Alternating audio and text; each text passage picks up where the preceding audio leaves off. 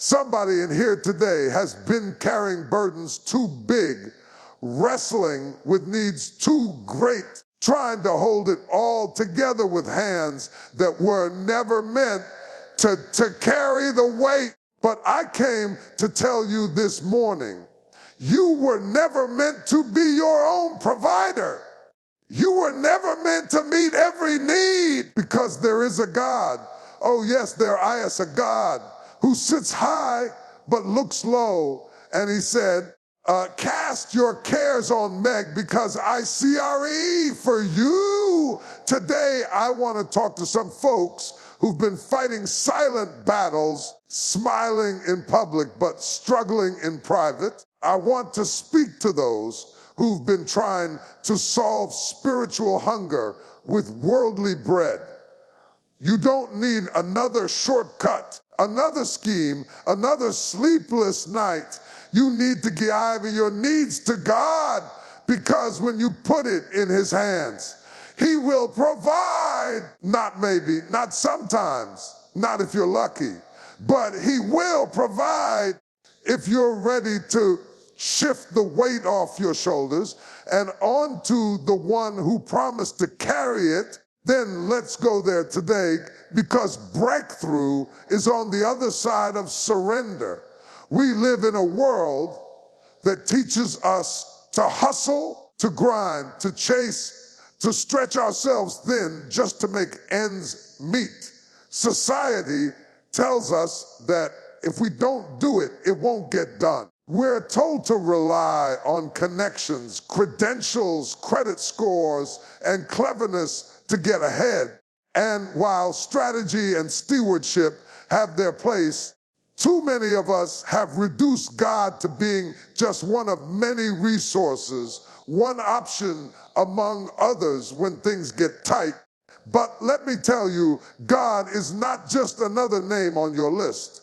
He is not your backup plan. He is not your plan B when the bank says no. He is the source. Everything flows from him. Every breath you take, every opportunity that opens, every door that swings wide or stays shut, it's all in his hands. The cattle on 1,000 hills, his, the silver and the gold, his, the favor on your life that kept you when you didn't even know you were being kept. That wasn't your job, your degree, or your savings account. That was God. Too often we put our faith in the channel and forget the source. But if the job closes, if the economy dips, if the relationship dries up, God is still able to provide, because the channel may change, but the source stays the same. When Elijah was fed by the ravens, that wasn't because the ravens were generous. It was because God commanded them to feed him. When the brook dried up, the same God who fed him with birds sent him to a widow in Zarephath. And when she said, I have nothing but a little flour and oil, God showed up again and said, I'm not asking what you have. I'm showing you who I am. You see, when you trust the source, you won't panic when the channels shift, because channels are temporary, but the source is eternal. Some of us have been giving our best energy, our best focus, and our deepest hope to temporary things, expecting permanent peace. But jobs can let you go, people can turn on you, markets can crash, yet the source never runs dry. If he has to reroute it, he will. If he has to send a stranger to bless you, he will. If he has to make a way out of no way, he will. But you have to stop treating God like he's a last resort. You've got to stop talking to him only after the deal falls through or the doctor gives the diagnosis. God is not your side hustle. He is not your occasional counselor. He is not your Sunday only provider. He is the well that never runs dry, the bread that came down from heaven the light in your darkest hour. He doesn't just give provision. He is provision. You've got to come back to a place where your confidence isn't in what's in your hand, but who's holding your future. When you recognize that he is the source, you stop begging and start believing. There is a divine principle woven all throughout Scripture. God doesn't bless what we cling to. He blesses what we release. The blessing is not in the grip. The blessing is in the give. Too many of us are asking to multiply things we're still trying to control. We're praying for breakthrough while living in fear. We're holding back what little we have, trying to make it stretch, while God is saying, if you would just surrender it, I'll show you what I can do with it. The little boy with the 5 loaves and 2 fish didn't feed the multitude until he gave it up. He didn't argue. He didn't negotiate. He didn't say, let me keep 1 loaf just in case. No, he placed it in the hands of Jesus. And when Jesus took it, blessed it, broke it, and gave it, it multiplied. It didn't multiply in the boy's hand. It didn't multiply in the disciples' doubt. It multiplied in surrender. God doesn't need much to do a miracle. He just needs you to trust him with what you've got. We're so busy waiting for abundance before we obey.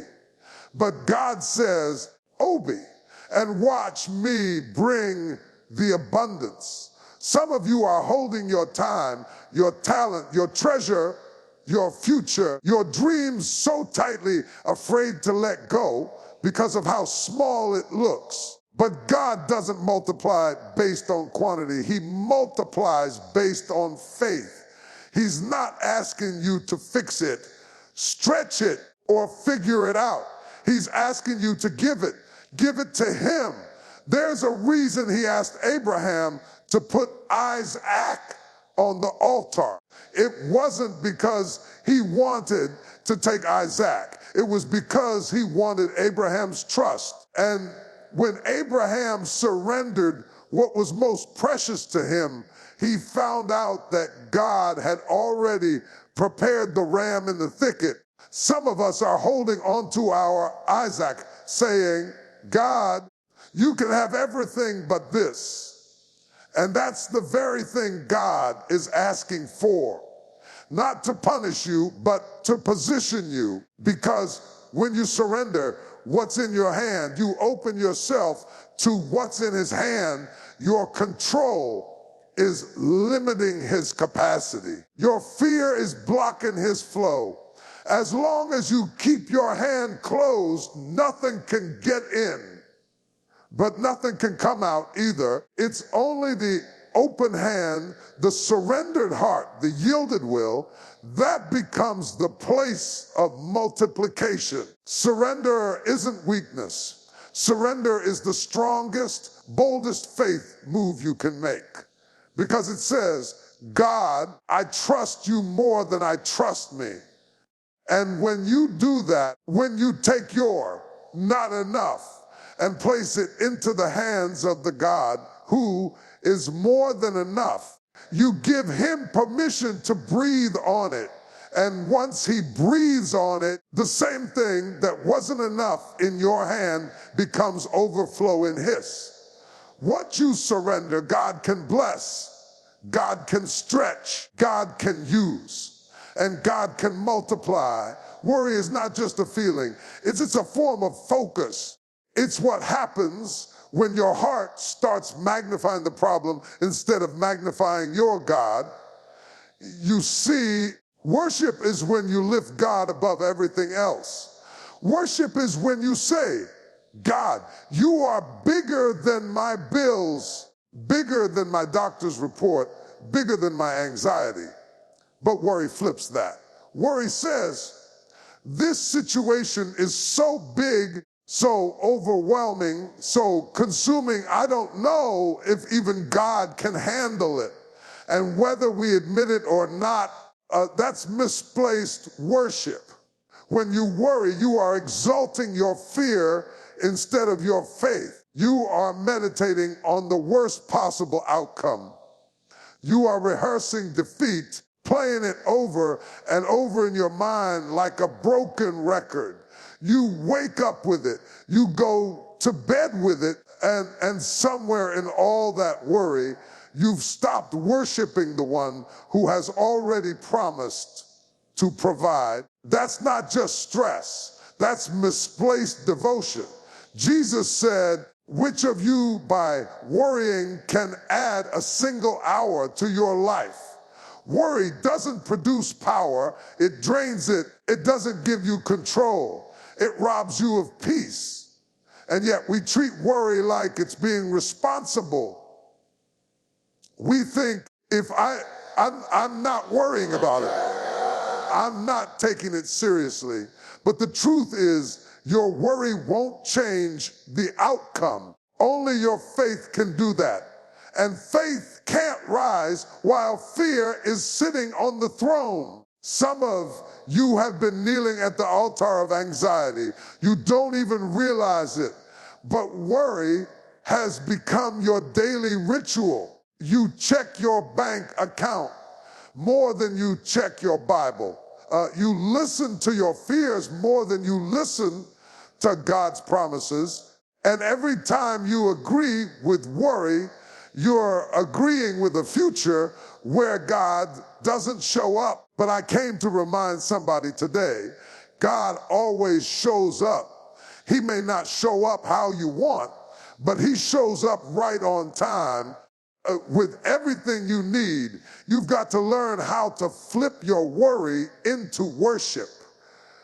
You've got to take that same energy, that same intensity, that same focus, and turn it toward the throne of grace. When the enemy comes whispering lies, when he says, you're not going to make it, your family is going to fall apart, the money will run out, you lift your hands and say, but my God shall supply all my needs according to his riches in glory. You start declaring truth over fear. You start singing praises when your circumstances say panic. Because you cannot worry and worship at the same time. One will always silence the other. And you get to decide which one takes the stage. You can either stay up all night rehearsing what the enemy told you, or you can rest in the promise that God already has a plan. One is fear-based. The other is faith-fueled. And it's your choice which one you give your attention to. God is not obligated to fund your fantasy, but he is always faithful to provide for his purpose. Provision is connected to obedience. It doesn't follow emotion. It doesn't follow impulse. And it certainly doesn't follow convenience. It follows obedience.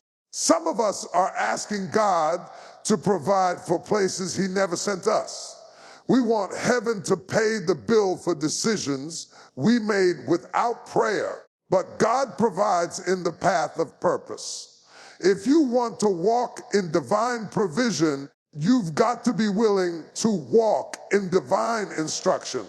When God told Abraham to take Isaac up the mountain, he didn't tell him where the ram was. He just told him where to go. Abraham had to obey without details. He had to trust that if God required a sacrifice, God would also make a way. And it wasn't until Abraham raised the knife in obedience that God revealed the ram in the thicket. The provision didn't show up at the base of the mountain. It showed up on top. Some of you are standing at the bottom waiting on the ram, but the ram is waiting on your yes. God doesn't release provision to spectators. He releases it to participants. You've got to move when he says move. You've got to give when he says give. You've got to step when you can't see the full staircase. We love the promise, but many don't want the process.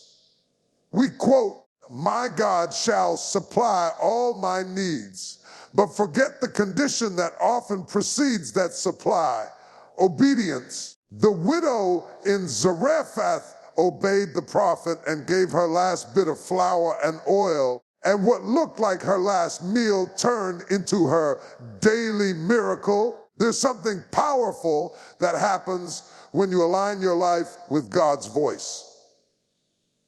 Obedience creates a flow. It opens the windows of heaven. It unlocks resources you didn't even know were available. God will touch hearts, shift circumstances, command ravens, and open doors. But you've got to move when he speaks. Some of you are asking God for rain, but you haven't dug a ditch. You want the overflow, but haven't prepared a place for it to land. You cannot separate provision from instruction. When Jesus told Peter to cast his net on the other side, Peter had already fished all night and caught nothing. But when he obeyed the word of the Lord, he caught so much fish that the net began to break. The difference wasn't in the water, it was in the word. Obedience to the word turned failure into overflow. Provision didn't come from more effort.